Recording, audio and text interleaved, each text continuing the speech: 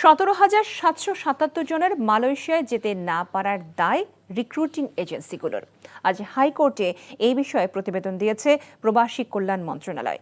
বিচারপতি ফাহমিদা কাদের ও বিচারপতি মুবিনা আসাফের দ্বৈত বেঞ্চে আজ প্রতিবেদন দাখিল করা হয়। এরপর রিক্রুটিং এজেন্সিগুলোর বিরুদ্ধে কি ব্যবস্থা নেওয়া হয়েছে, সকল প্রক্রিয়া সম্পন্ন হওয়ার পরও যেতে না পারা কর্মীদের টাকা ফেরত দেওয়া এবং তাদের মালয়েশিয়ায় যাওয়ার বিষয়ে কি অগ্রগতি হয়েছে তা 27 আগস্টের মধ্যে জানাতে বলেছে আদালত।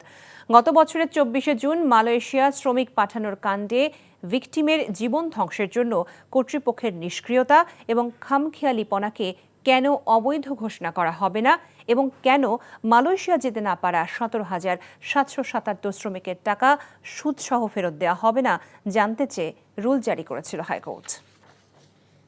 বান্ডেল থাকলে প্রতি সেনমানিতে টাকা বাঁচবে।